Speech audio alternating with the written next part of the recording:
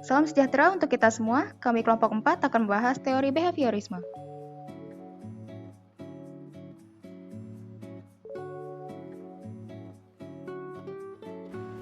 Berikut ini adalah pokok bahasan kita hari ini. Teori behaviorisme ini asal katanya yaitu behavior artinya tingkah laku, di mana manusia belajar dipengaruhi oleh kejadian dalam lingkungannya sehingga memberikan pengalaman belajar. Perspektif teori ini berfokus pada peran dari belajar dalam menjelaskan tingkah laku manusia dan terjadi melalui rangsangan berdasarkan stimulus sehingga menimbulkan respon.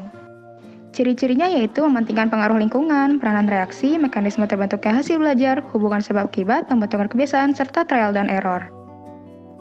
Teori Classical Conditioning merupakan teori behavioristik yang diusung oleh Ivan Petrovich Pavlov. Merupakan sebuah teori yang menyatakan perilaku semua organisme yang perilakunya terjadi secara refleks itu dibatasi oleh rangsangan yang sederhana dan bersifat mekanis. Model pembelajaran Pavlov disebut juga sebagai belajar tanda-tanda, kode, dan sinyal yang mempunyai arti terhadap apa yang diharapkan. Teori classical conditioning ini meliputi pembiasaan. Pembiasaan merupakan upaya yang dilakukan untuk mengembangkan perilaku anak yang meliputi keagamaan, moral, sosial, emosional, serta kemandirian. Dengan pembiasaan dan latihan, akan terbentuk sikap tertentu kepada anak sehingga lambat laun sikap anak akan bertambah jelas dan kuat karena telah menjadi bagian dari dirinya sendiri. Terdapat 5 dimensi pengembangan pembiasaan perilaku anak, yaitu yang pertama, pembiasaan nilai-nilai agama, yang kedua, pembiasaan nilai-nilai moral, yang ketiga, pembiasaan nilai-nilai sosial, yang keempat, pembiasaan nilai-nilai emosional, dan yang kelima, pembiasaan nilai kemandirian. Lalu ada teori operant conditioning oleh B.F. Skinner yang menyatakan bahwa tingkah laku sepenuhnya ditentukan oleh stimulus, tidak ada perantara lain. Respon yang dimaksud Skinner adalah respon terkondisi atau respon operan, sedangkan stimulusnya adalah stimulus operan. Perbedaan dari classical dan operant conditioning adalah classical conditioning ini menghasilkan perilaku yang sebenarnya memang telah dibawa oleh individu, sementara operant conditioning menghasilkan perilaku yang dimunculkan. Ada 3 syarat terjadinya interaksi antar organisme dengan lingkungannya.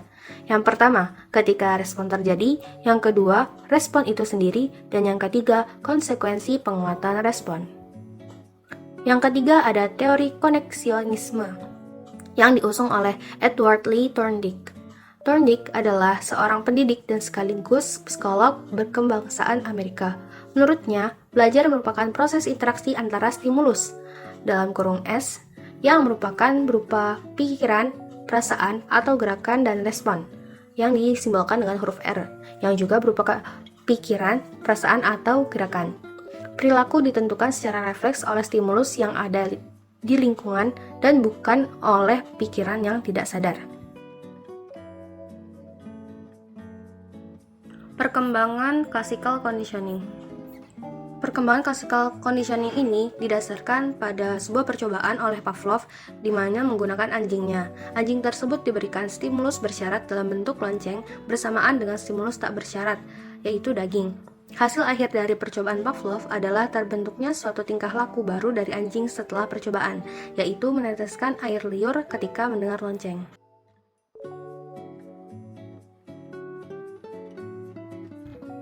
Perkembangan operant conditioning, yaitu percobaan pada sebuah tikus di tahun 1941 di mana tikus tersebut dilatih menggerakkan pedal untuk mendapatkan makanan dan setiap 3 menit sekali akan ada nada yang berbunyi. Setelah nada tersebut berbunyi, akan ada kejutan listrik selama 0,5 detik.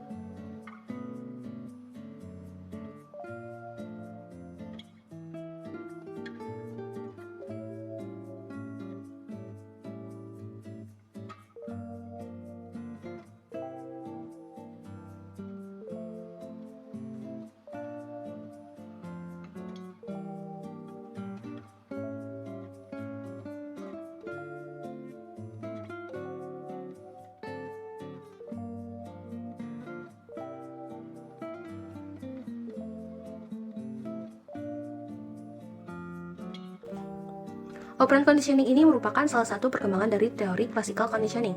Sejauh ini, perkembangan operant conditioning hanya menitik beratkan pada 2 poin saja, yaitu penguatan positif dan juga hukuman, yakni penguatan negatif.